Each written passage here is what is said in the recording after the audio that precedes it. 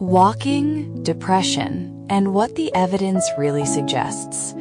Depression is often described as a disorder of thought, but when researchers examine it closely, they find that something else tends to break first. Not belief, not motivation, not hope. What breaks first is rhythm. Sleep fragments, morning light disappears, meals lose timing, breathing becomes shallow, days lose their edges. And when rhythm collapses, asking someone to think differently is often unrealistic. This is why in many documented mental health programs around the world, the first intervention is not conversation, it is movement. Sometimes it is simply walking. In multiple structured walking and outdoor-based programs, participants later described the same sequence. They did not feel better and then decide to walk. They walked before they felt anything at all. Many were deeply depressed. Some reported persistent suicidal thoughts. Some had withdrawn from social contact for months. They did not describe walking as healing. They described it as tolerable. And that distinction matters, because tolerable actions are often the only ones available when the mind is overwhelmed. But personal accounts are not evidence, so researchers step back and asked a broader question. Across populations, does walking show any reliable relationship with depression? Large-scale observational studies, conducted across different countries, have produced a remarkably consistent finding. People who walk regularly tend to report fewer depressive symptoms than those who remain physically inactive. This pattern appears across age groups, cultures, and socioeconomic backgrounds. Importantly, the benefit is not limited to intense exercise.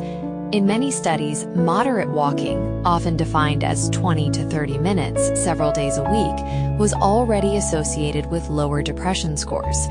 This does not mean walking prevents depression. It does not mean depression disappears.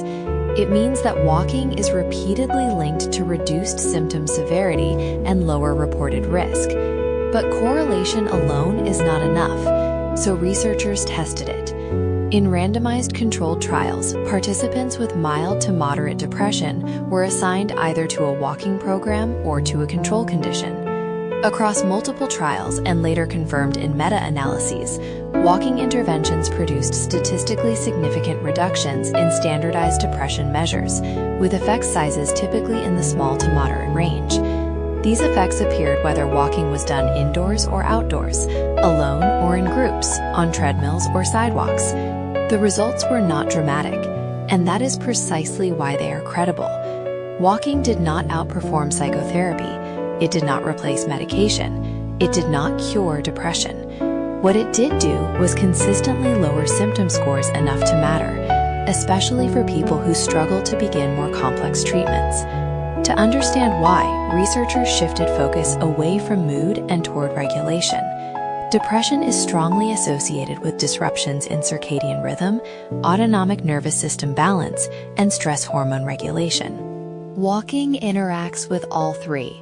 It introduces predictable time markers into the day, increases exposure to natural light, and gently elevates heart rate without triggering excessive stress responses. In other words, walking does not directly change thoughts, it changes conditions. And when conditions stabilize, thoughts sometimes follow.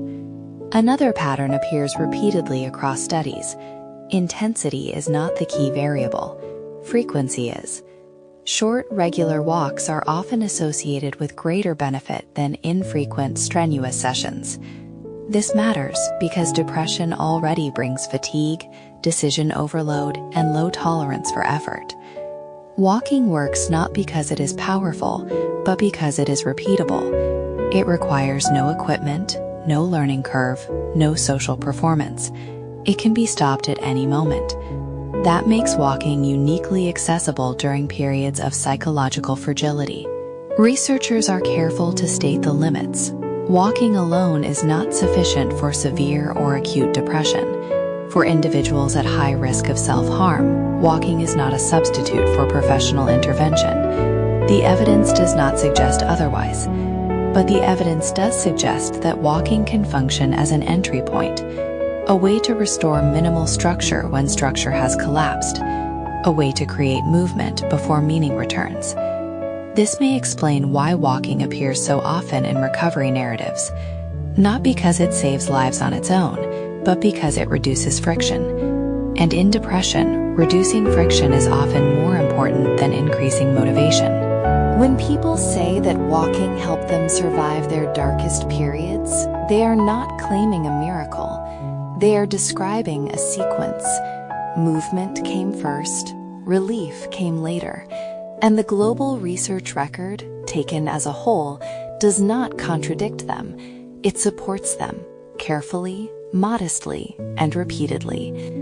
Walking is not a solution. It is not a cure.